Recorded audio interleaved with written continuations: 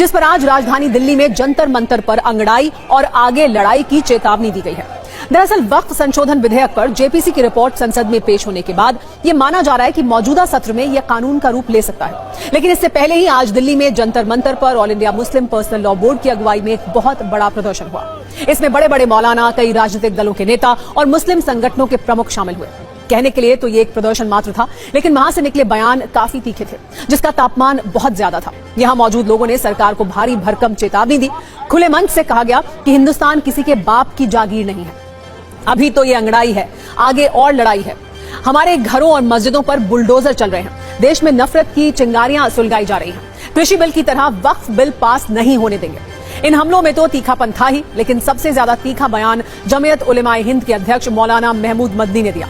उन्होंने ऐलान किया, हमारे घरों और मस्जिदों पर बुलडोजर चलते हैं।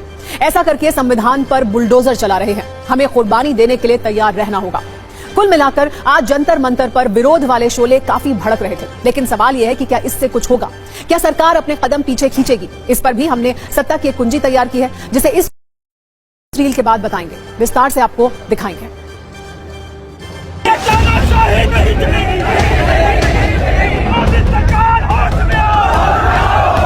सफेद अंग्रेज चले गए, मगर काली औलादे पैदा करके गए। जो तबाही सफेद अंग्रेजों ने मचाई थी, वही तबाही आज ये काली औलादे अगर मचाएंगी तो याद रखना चाहिए इन्हें, हम हिंदुस्तान के वफादार भी हैं और हकदार भी हैं। हिंदुस्तान किसी के बाप की जागीर नहीं है। ताबेदारी के तौर पर हमने हिंदुस्तान को कबूल नहीं किया है, वफादारी की बुनियाद पर हमने हिंदुस्तान को कबूल किया। अभी तक तो ये बिल पास नहीं हुआ है। खुदा करे ये बिल इनकी पॉलिटिकल बिल में हमेशा के लिए घुस जाए।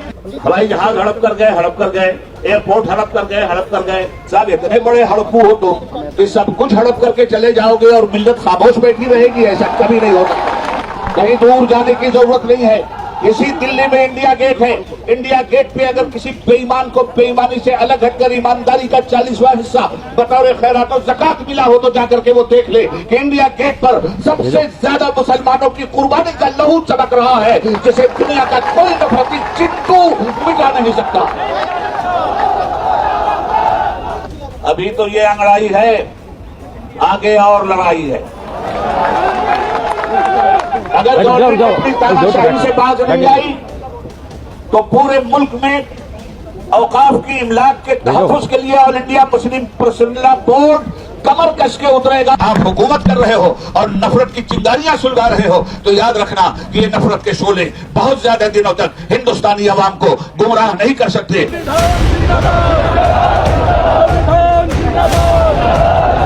हमें यकीन है कि जिस तरह हमारे किसान भाइयों ने एक मुजाहरा करके हुकूमत को मजबूर किया कि वो इस कानून को वापस ले, हम हुकूमत को मजबूर करेंगे कि ये कानून पार्लियामेंट में पेश ही न होने पाए। तो हम समझते हैं कि प्रशासन को हमारे साथ कोऑपरेट करना चाहिए और हम ये समझते हैं कि हुकूमत को भी इतना घबराने की, डरने की जरूरत नहीं है। आवाम की आवाज को सुनना चाहिए। अगर ऐसी हुकूमत हो जितनी बुज़दिल हो कि वो मुखालिफिन की आवाज न सुन सके